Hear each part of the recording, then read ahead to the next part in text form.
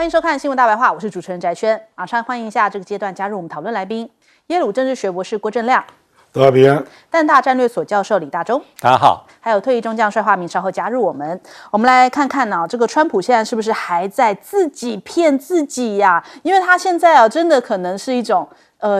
单相思的那种情节，类似那种状况，一直等不到这个大陆的来电哦，所以他讲说告诉大家，其实有多次联系啊，我跟习主席关系很好啊，就一直等不到电话，现在都变成他的独角戏了。我们来看看。Have you ever talked directly to President Xi? I don't want to say that. It's just not appropriate. But you're speaking. Sorry. Has he called you directly, President Xi, or reached out to try to facilitate a conversation? Well, you'd think it was pretty obvious that he has, but we will talk about that soon. I would think over the next 3 or 4 weeks, I think. 对，他是不是故作坚强？他就说大概很快大概4周之内就会完成这个对各国的谈判呢，也会跟这个中方来进行这样的达成协议也就算没有办法达成协议，也会设定一个目标那他甚至还讲啊，每个国家都希望跟我会晤，包含中国。他自己这样 po 文，他说昨天跟墨西哥总统进行了非常有成效的通话，那同时也跟这个日本最高级别的贸易代表也有这样非常成功的一个会议那包含中国在内的每个国家都希望见面，那今天就来见一见意大利所以都是他自己不断的透过社群平台在讲说现在的这个成果好的不得了啊。那其实美国一直好像希望等到这个中国主动来电或者中国认错但是呢等不到现在中国大陆的网友就给他们一段 AI 影片在嘲讽这件事情我们来看看。对不起，您拨打的用户暂时无法接通 ，Sorry。对，他们终于听到了 sorry， 他们觉得太棒了，但事实上那个只是已经无法接通电话，所以用这种嘲讽。还有这样子的漫画，就是这个当川普呢遇到了习近平的时候，一直很生气了，加34%，加84%，加125%，加145%，加245%，然后对方很淡定也没有要回他任何一句话，淡定的喝着茶，这就是已经表现出来到底谁比较急嘛。那再来看到了这个川普现在是不是还要忙着吵架他自己内部呢也有就反对他做这样关税战的声音嘛。那鲍尔现在也不肯降息，有气的川普说要解雇他我们来听听。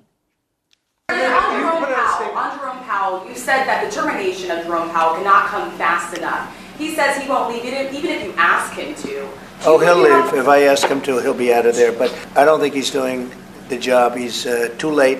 always too late. 讲到鲍尔真的咬牙切齿甚至他都已经找好了要替代的人选那鲍尔呢他就在讲现在这个通膨失业甚至这个成长全崩同时在恶化情况下也吓坏了市场投资人让美元持续走贬所以目前川普大规模的关税政策其实已经让美国的经济造成前所未有的挑战，联准会也正陷入这个近半个世纪以来从来没有见过的未知领域那川普这样狠批鲍尔，其实道琼也反映出来重挫了500多点，大家很担心你不会真的要这个炒掉鲍尔吧？这真的又会让这个已经在衰退的经济情况更蒙上一层阴影我们来听一下。 If Chairman Powell can be fired by the President of the United States, it will crash the markets in the United States. We understand that if the New York Stock Exchange, if interest rates in the United States are subject to a president who just wants to wave his magic wand, this doesn't distinguish us then from any other two-bit dictatorship around the world. He's checking that out, and I'm just saying, for the strength of our country, I hope all of you are pushing back at this point.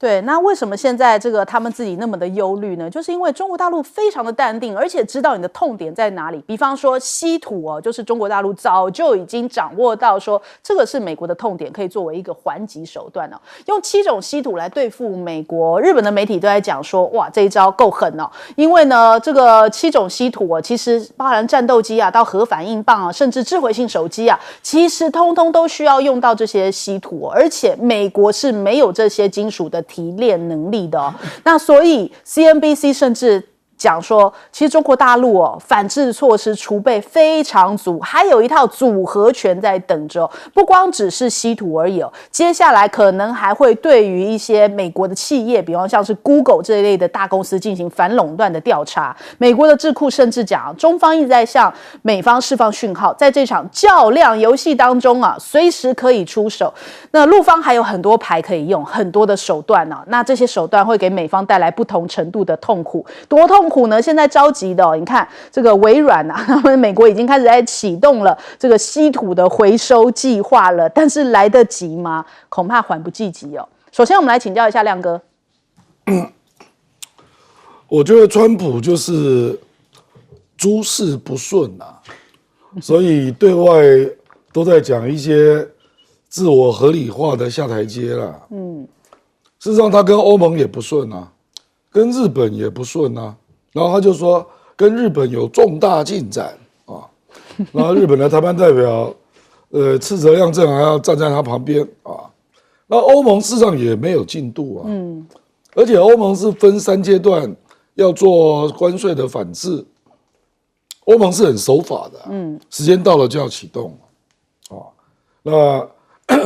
他当然也希望跟欧盟见面了，就这样那中国大陆那就不用讲了啦，中国大陆从4月3号到现在，我认为双方几乎都没有授权的人见面，都没有那电话也没有人打来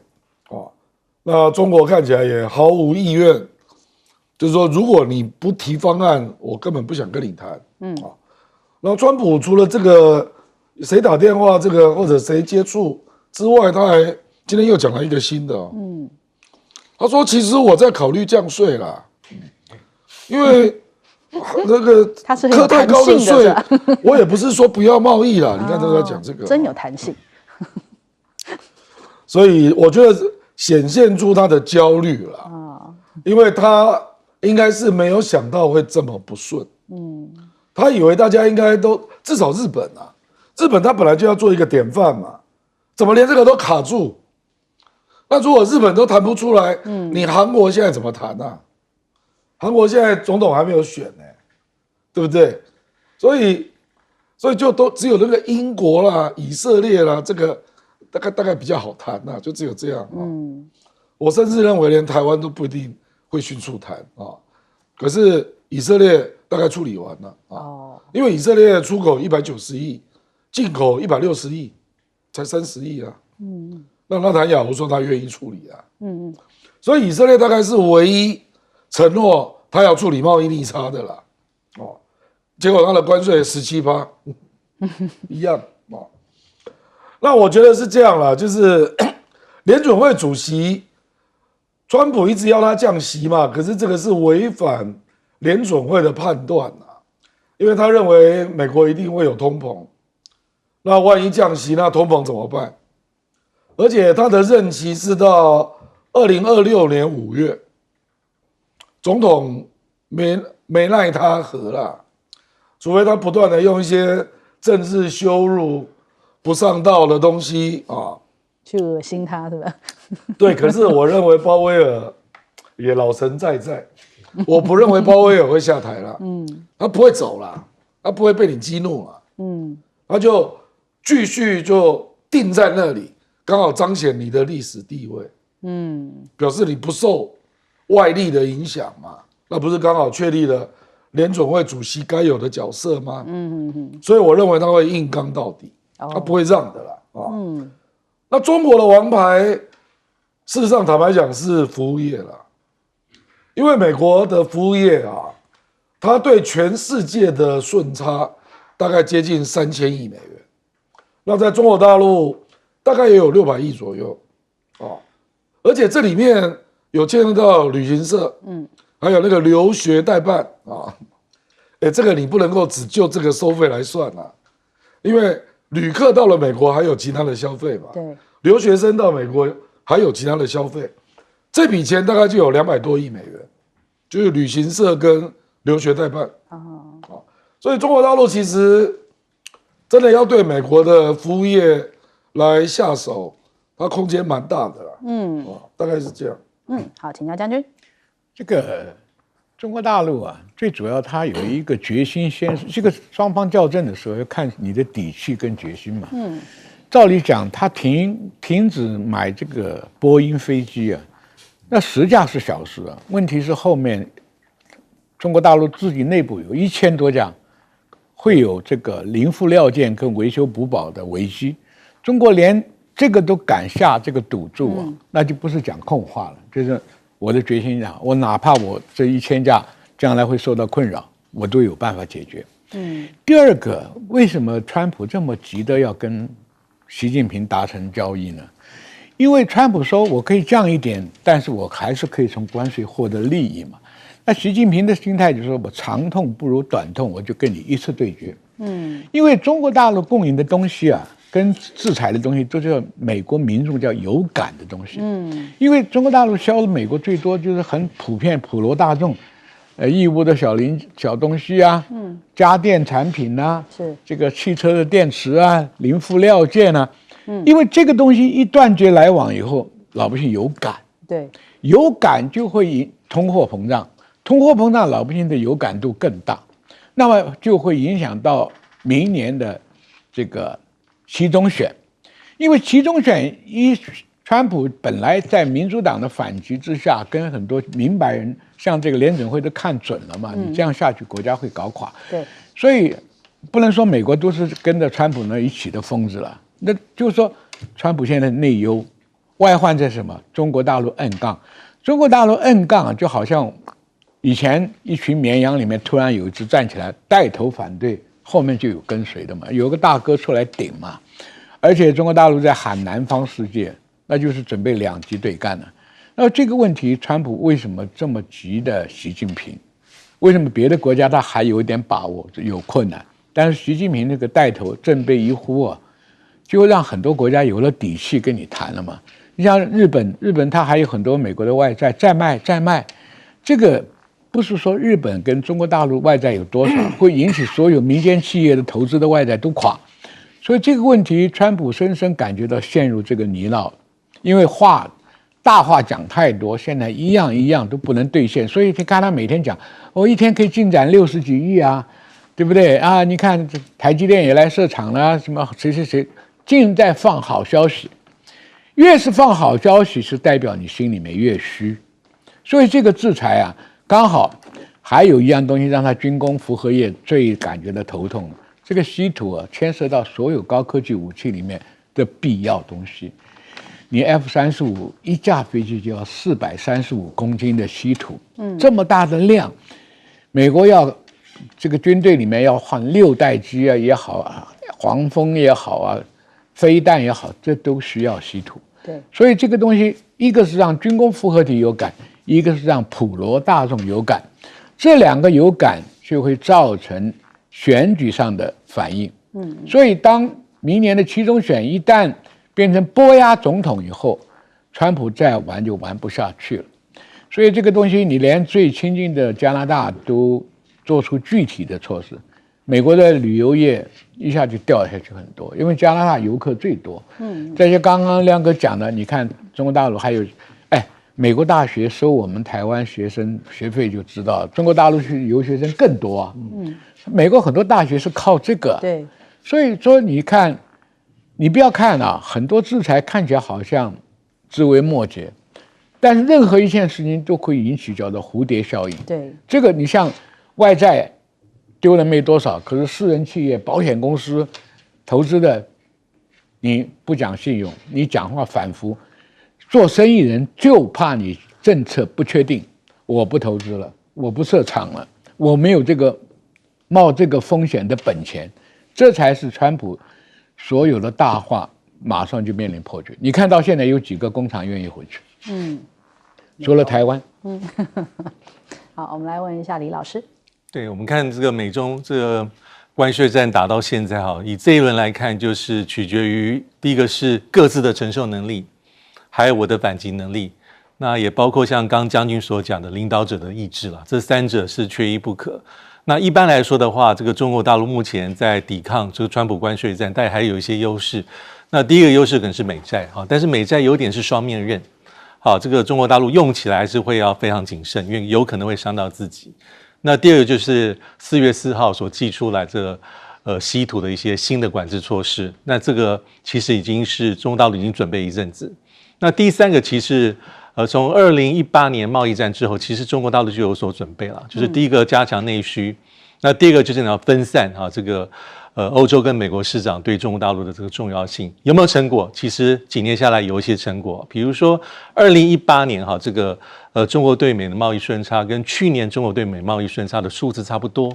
但是这几年来，其实中国大陆的出口是往上成长，代表什么？代表美国对于中国大陆的这个市场重要性在下降之中，这第三个。第四个就是在制度上，其实因为中国大陆的体制虽然美中双方都会看民意，都有内部的民意压力，但是中国大陆的这个韧性会比较强一些。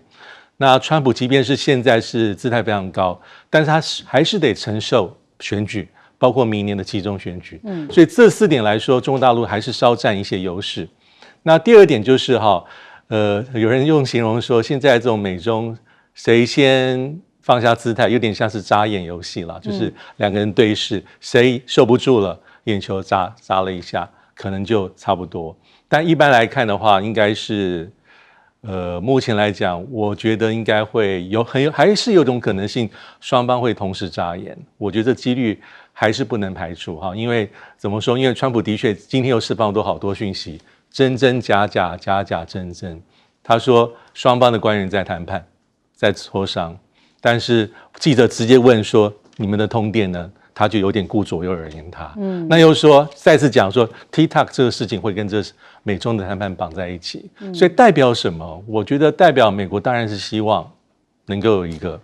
高层的沟通跟互动，但是我们一直在讲说元首通电之前，我觉得应该会有一些内部的一些双方比较中高层的官员一定要先有沟通，否则不会直接是到那么高的层级。那最后我觉得稀土还是重要的，因为稀土目前中国大陆还是有60%的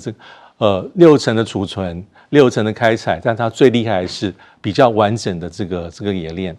大概全球占92%。那这一点其实美国当然看在眼里。你说美国有没有防备？老实说，从川普1.0就有一些。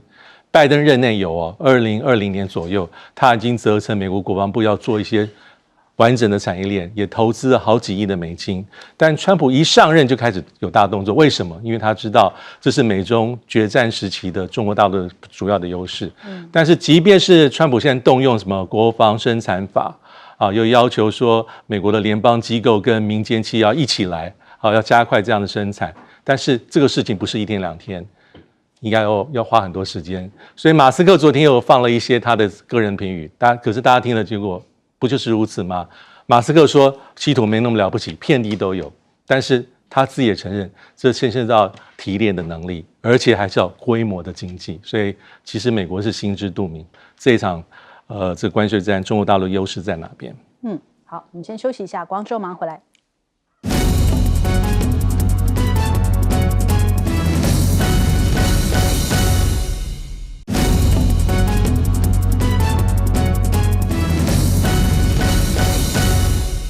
好，马上回来看这个黄仁勋突然出现在北京他脱掉了皮衣，现在穿上了西装，那是跟谁见面呢？跟国务院的副总理何立峰见面了。这样低调快闪去到了北京而且他讲说看好大陆的经济前景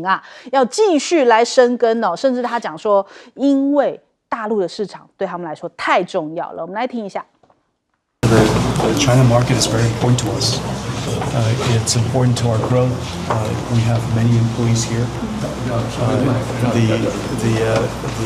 The technical excellence of the Chinese industry is quite impressive,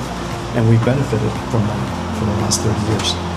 其实他这一番话在去年的时候就有讲过，就是说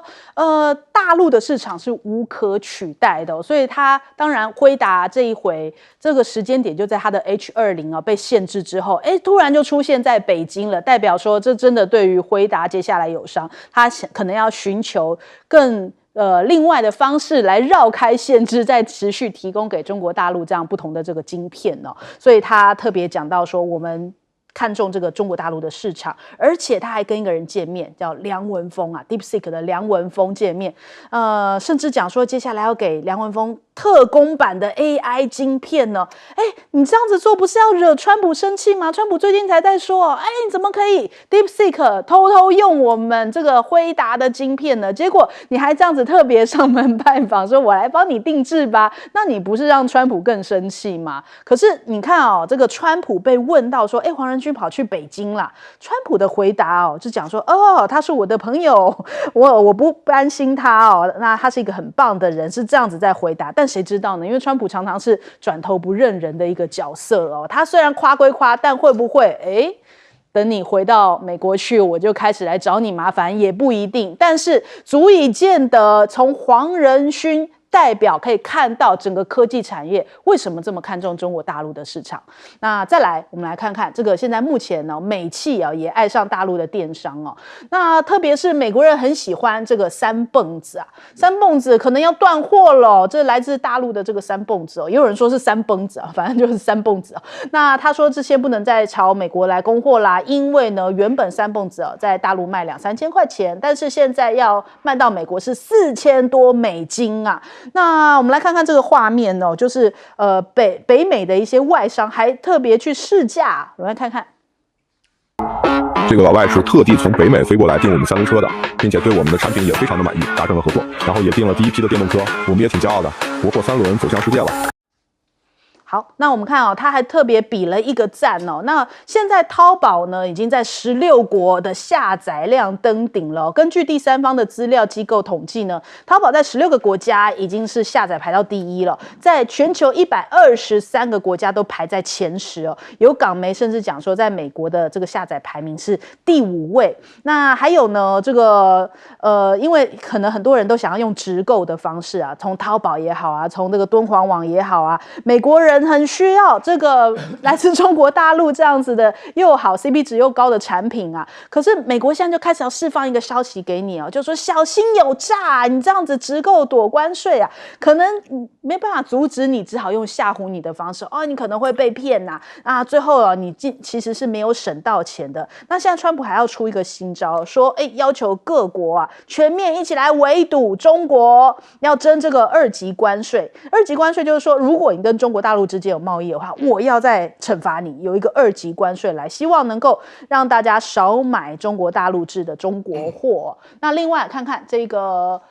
川普现在在出招，就说对于中国大陆的船只要收靠港费哦，说这样子又有一笔收入啊。180天之后呢，大陆的船呢去靠港的话，他们可能要就是有这个靠港费用哦。那这个如果美国进口换算起来，成本要暴增300亿，那可能要冲击到全球的航运业哦。美国的贸易代表啊，他就讲啦，川普的行动将会开始扭转中国主导的地位消除对美供应链的威胁。真的吗？恐怕这个美国企业都不见得是这么看法，他们现在心里面感觉很委屈。讲到了川普，他们觉得他们被川普欺负了，有高达60%的人是这样的认为哦，是 CNBC 的统计哦，还不是大陆媒体的统计哦。那标普报告统计哦，2025的1到3月，现在美国企业申请破产的量啊，是比起去年申请的量还要增加非常多，好像有188间吧，去年大概是139起的破产呢，也创下了15年的新高，因为没有办法付不起这个关税哦。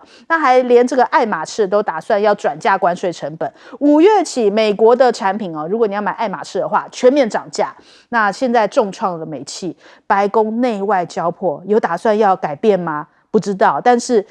很多企业真的已经快倒下去了已经受重创。苹果啊、Nike 啊，还有这个特斯拉、星巴克这些品牌在大陆的市场占有率正在流失，填补的是谁？大陆他们自己的品牌，因为他们现在整个爱国心已经爆棚就完全说我就不要用美国货啦，我开始用自己大陆的产品，我们自己的经济自己撑。那我们先来问一下亮哥怎么看？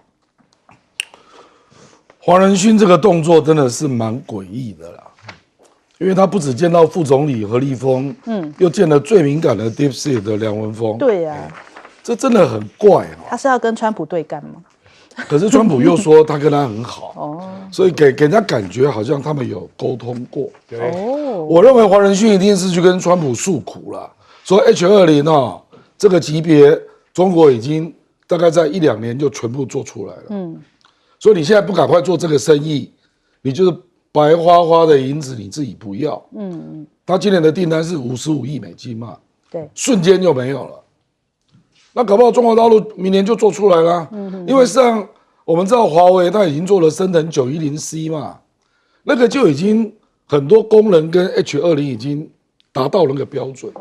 只是说广义讲 H20 还是比较好啦。可是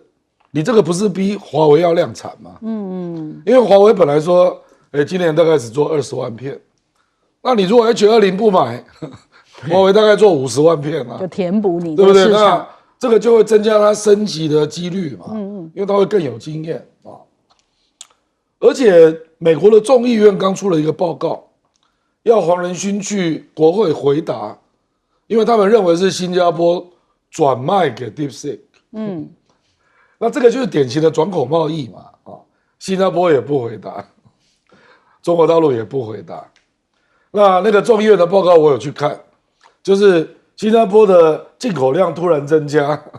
然后中国大陆就上来了，这样他们也没有证据啦。可是我跟你讲，为什么我要提这一点啊？你就知道转口贸易有多难查。事实上不是那种什么直接到抖音啊，你来跟我买啊，绝对不是这样啦。因为你如果从中国出口，还是会课税。那如果是转口贸易呢？他可以先拿到别的地方啊，那到美国税就不一样啦，不是吗？对。那你认为这些中国的公司会做不到吗？中国大陆跟那么多国家是最大贸易伙伴，到处都是贸易商啊，所以到时候美国人收到了，搞不好是从某处寄来的，可是就是他订的货，这个才是美国防不胜防的地方啦。事实上，我已经听到一个你听起来匪夷所思的例子啊，比如说今年12月的圣诞树，那现在美国就停了嘛，圣诞树的订单既然中东有人要买，中东是一穆斯林国家，那请问他买是什么意思啊？他就是要当转口嘛。所以如果这个是真的，你就知道转口贸易根本，我就考验你美国你怎么去查？说这个主产地是中国，难怪他连企鹅那边都要可怕那边转口，是不是？我们来问一下帅将军。我跟你讲，黄仁勋也是在踩钢丝了。一般又怕得罪川普，一般又舍不得中国大陆的收益，所以他骗川普也可能是真的在搞。他不是提出一个5000亿美金，搞 AI， 对不对？把台积电挖去了，对不对？那有这个幌子，川普可能说，总算你来一个大厂嘛。对黄仁勋，比如说黄仁勋讲，我必须要生存我这个 H20的晶片不卖我这个到哪里去找5000亿的钱来投资呢？所以他问题诡异的在哪里啊 ？DeepSeek， 因为将来的 AI 的高端的这个电子产品呢，DeepSeek 的人才很多啊，中国在搞 AI 的人才很多啊。对，所以你看他到台，我觉得他做都有计划了。前2个月不是来到台湾吃小吃，轰轰烈烈抱着跟一大堆，就是在跟台积电啦、这些鸿海啦这些人见面嘛，就是他那个5000亿计划的前一步布局。穿那个皮衣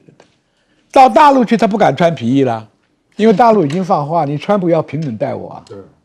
所以赶快西装笔挺跑去。当然中国大陆说，我也需要你的 H20嘛，对不对？因为中国大陆还没有准备量产，刚刚亮哥讲的那个东西，因为你投下去量产，资金很大，你的效果如果不行，跟买的话也不划算了。所以这个黄仁勋，我觉得他走钢丝了，因为他跟川普可能已经有默契，但是国会不相信了。我告诉你了，你不要以为他是黄皮肤中国人了，他在美国生的根呢，他还是以美国利益为优先，所以中国大陆也要防他。中国大陆优秀的 AI 人才不要被你黄仁勋统统弄过去，因为未来的电子产品里面 AI 电晶片呢，那是主导整个的主体了。这个东西让美国搞成的话，中国大陆又很困难去追。所以这个问题啊，你不要看我相信中国大陆会有防范的，因为连我们这种笨蛋都猜得出来嘛，对不对？我讲黄仁勋绝对不是为了小吃跑台湾的，他这个有预谋的了。对，所以中国大陆也是谈他现在的收入。我黄仁勋也是绝对跟川普有私下沟通嘛。就刚刚亮哥讲的，对不对？我黄仁勋哪里去筹5000亿啊？那个孙正义那2000亿现在都不晓得到哪去了。所以商人开口啊，对，随时可变的啦。所以大家不要小看了。就如果说中国大陆的 AI 人才尽量被他挖走的话，将来又失去一个很大的一个战场。好，请教李老师。对，对黄仁勋来说，真的是像刚才将军讲的，有点走钢丝了，因为他有一个各方能够理解，然后有一个巧妙的平衡啊。我们可以看到川普的反应也耐人寻味，他说这个没有问题，是好朋友。那到这个北京去，上次去是3个月前，那这次去在这么关键的时刻去，就是特别要强调说。这个中国大陆市场对我是无可替代性，我这边深耕已经很久很久了，所以还是非常非常的特别。那我觉得现在主要是川普的策略啊，因为他已经发动了啊，已经发动下去的话，你要让关税完全熄火，其实没有那么简单啊。因为这一次其实川普我们都说做事情是快狠，但准不准好像不一定啊，因为看目前中国大陆回应的措施看起来也是。有备而来，而且有相当程度的一个信心。那目前就是川普的团队里面什么样的人都有。那现在大概看起来会有一种有一点是黑白脸，但有另外一种这个现象就是看起来不管是内瓦罗啦、财政部长贝森特啦或是商业部长卢特尼特啦，或是马斯克，在这些议题上的发言，有时候不见得非常的整齐口径没有完全的这个统一。但基本上应该也是在川普的这个容忍范围，因为川普最后还是要由他来做所谓的拍板定案，而且他大概也容许团队里面的这个不同的人有时候意见不一，吵架，或是有些矛盾冲突可以，只要这个不要让外界认为说这整个团队失去领导方向就可以，所以目前川普这个局还是继续在里面往前进。那第三个就是我觉得因为现在全世界都在看日本结束了之后好像也给大家一些启发，因为它是打头阵打头阵好像是有先发优势，但是后发可能也有优势因为我们看到这就是川普啊，当这个日本的这个大臣风尘仆仆跑到华府，他预期他所见到的是他谈判的对手比如说财长贝森特 USTR 再加上这个卢特尼克，但是他没有想到会见到川普本人，川普本人就跟他见面。那这一点传回这个石破茂内阁，其实也是惊讶的。代表什么？代表这跟他们得到的讯息不同。他们认为这一次见不到川普，他们把川普视为是大将谈过之后，下一步主帅再出来见面。但是这一点就是川普有时候会打到对方措手不及，让你所有的应变跟事情的准备都好像被打破一样，所以这一点就是台湾要特别的注意了。因为目前川普说有70-80个国家在排队，但是他的重点应该是锁定一部分。我相信这一点是给我们很大的启发，由日本做例子。好，我们先休息一下，广告之后马上回来。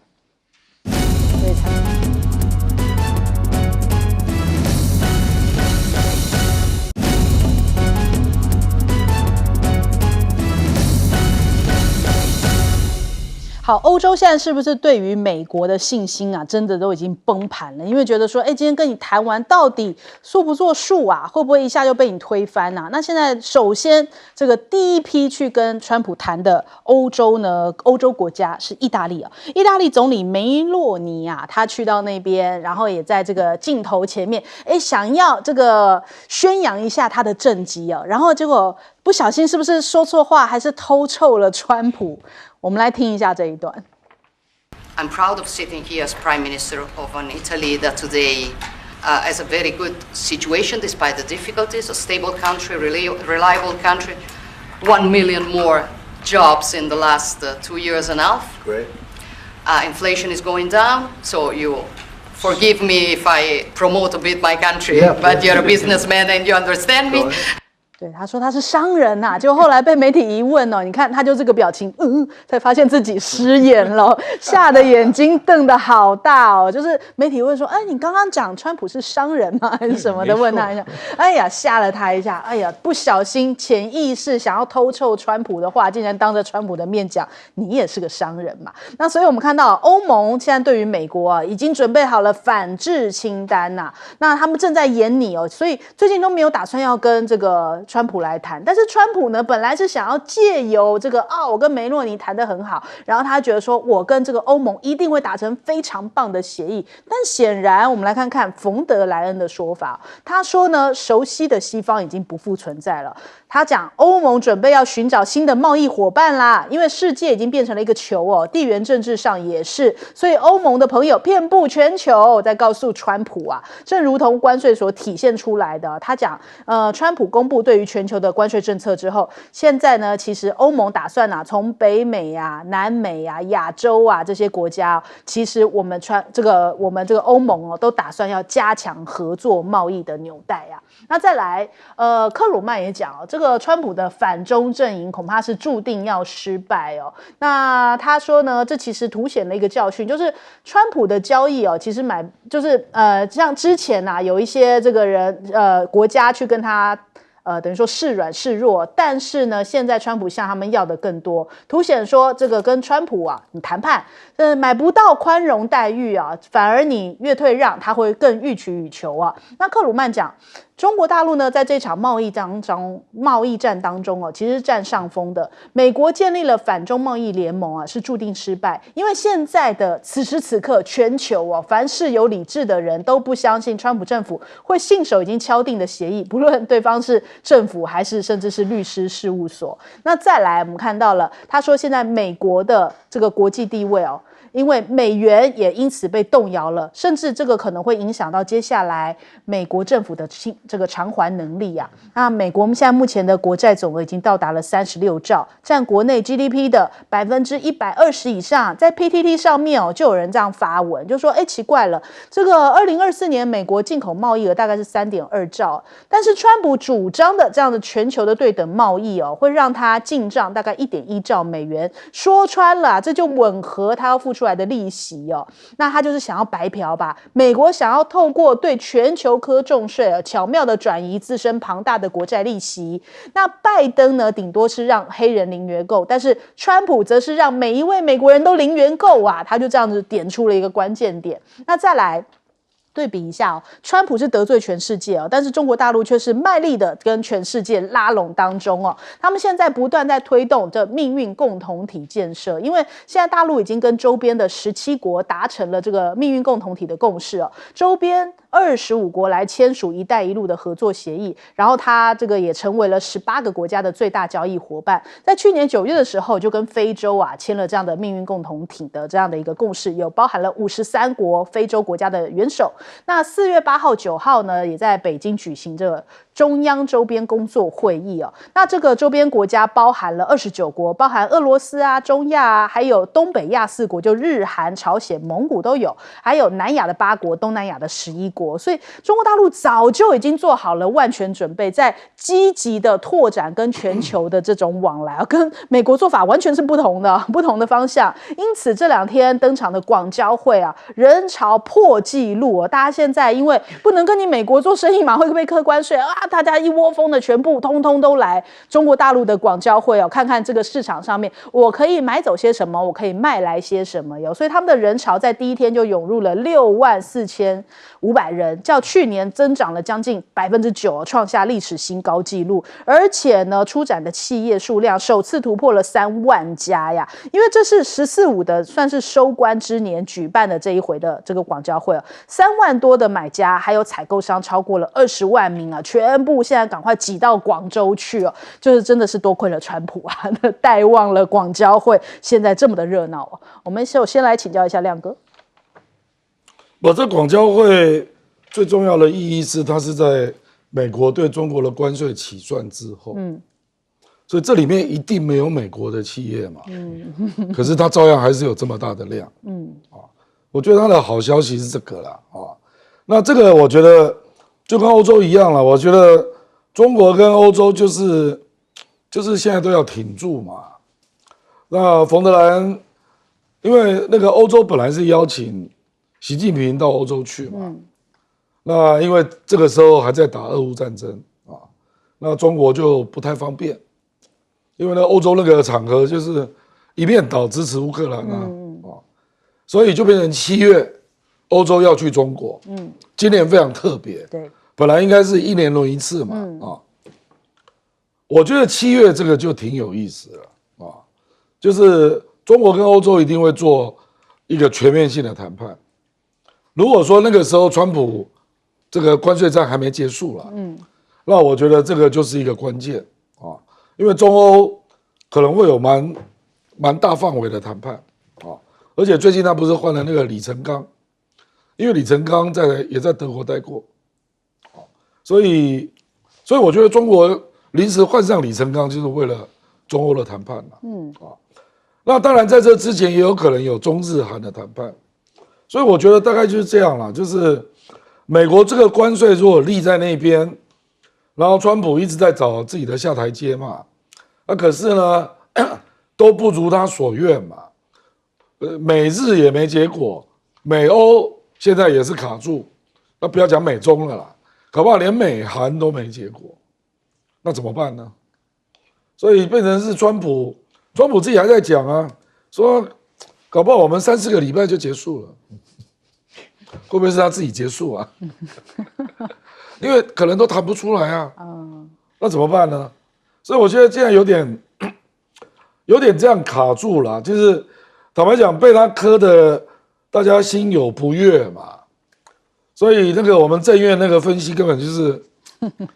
你以为大家都是塑胶啊？你平均关税磕30%，大家就乖乖的去交啊，而且全球的贸易量都不会减少。他这个是假设全球贸易量没有减少，对，那美国的进口货品就是3.2兆嘛，那搞不好全球贸易量变成2兆5千呢？不，它的进口搞不好大减1兆，那你怎么会有那笔钱？而且30%大家不可能接受的啦，对啊，10%还勉强可以啦。那你去算吧，10%我都帮他算过了，就是他最多拿到这个3300亿了，对他来讲不够啊，所以我觉得他这个关税战目标真的到现在没有一个地方是可以圆满达成的。好，请教将军。我们看川普玩的把戏啊，他要迫使欧盟向他低头，他搞一招什么？我撤销德国3万驻军，你的安全受到很大的威胁，然后又在放消息，到处宣传俄罗斯又在加强军备，将来可能会对你欧盟下手。但现在德国跟法国又面临一个困扰，把核子武器法国来保证我飞到这个德国去啊，英国也加入了核子上的互相保护。万一波兰跟俄罗斯干起来了，你北约要不要反应？你反应怎么反应？现在武器也赶不上，是吧？所以川普是用这个来压欧盟，所以欧盟又在想，冯德莱恩他有点暗示要跟亚洲其他国家，那除了亚洲跟谁打交道？因为欧盟心里相信的，你像法国、意大利产的都是精品，像红酒啦，这个whisky 啦，或者是这个 brandy 啦，还有这种皮草的衣服啦，或者是服饰啦，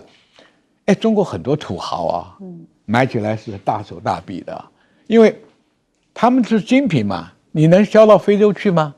当然是找一个有潜力的嘛。换句话说，冯德莱恩没有指名道姓中国，当然我们一听就懂了嘛，也是告诉美国，你不要我跟中国可以勾勾搭搭。所以我讲7月份就要看了，这个川普你是成还是败。川普也在赌，我这样给你压力，而且一天到晚宣传，这个时候只要俄罗斯出来讲，我绝对不侵犯你欧盟国家，川普那一招就破局了。所以这个问题啊，一边走一边看啊，就是说中国大陆现在抱着反正你丢我捡嘛，你以前拜把兄弟，现在都心里动摇了我就结盟嘛。所以你看王毅为什么忙得个要死？接了习近平就要出动了，习近平出动，那就代表意义不一样了。那很多东西就拍板了嘛，对不对？所以这个广交会是一个反映的亮点。那至少大家都要找市场，都要找互换的东西，都要找这个交易贸易嘛。所以，川普现在面临并不乐观哦。你看一天到晚在自我催眠哦，意大利跟我谈得很好，有进度，谁，这都是什么心虚才会这样。所以我讲这场大战呢，有的看。美国不见得占便宜，因为你放的话太高了。好，请教李老师。对，其实梅洛尼在欧盟里面应该算他跟川普的交情应该是最好哦。因为早在2020年，梅洛尼参加这个美国所举行的保守派的行动大会里面，就很称赞川普。那梅洛尼其实担任总理没有多久，他的政党非常的年轻意大利兄弟党。那在上一次选举当中，他选得非常非常好。那他在国内也蛮有声望的，一般认为说有点民粹，那基本上是属于右翼的政党。那大家不要忘记，今年1月4号，梅洛尼是突然访问，当时川普还没就任，访问美国，去哪里？去海湖庄园，见谁？见川普，见马斯克。他跟马斯克还有一些私交了。那今年1月20号，川普的就职典礼里面，唯一欧洲领袖去参加就职典礼的就是梅洛尼。所以照理说，梅洛尼跟这个川普还有一些比较互通的东西，有一些怎么讲？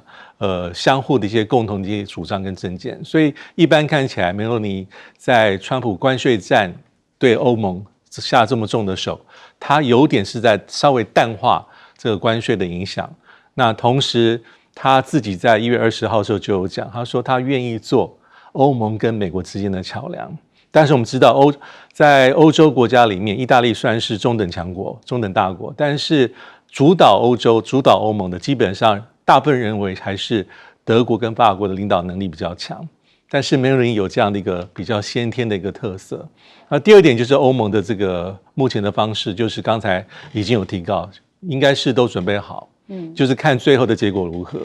因为早在这个宣布暂停这个90天的之前，其实欧盟也经过内部的投票，基本上大概已经达到共识，3阶段执行，对美国输往欧洲的180项商品，总数要课征210亿欧元的这么高的一个关税。4月15、5月15一直到12月，所以欧盟并不是没有准备。那基本上我们可以看到，冯德莱恩基本上跟川普没有那么对盘跟拜登任内那4年，我觉得是2种完全不同的状况。所以冯德莱恩虽然还是基本上没有讲过度难听的话，但是他的所作所为基本上都会强调说，欧盟也要分散市场，欧盟也要全球布局，欧盟也要跟好多国家签订所谓的 FTA。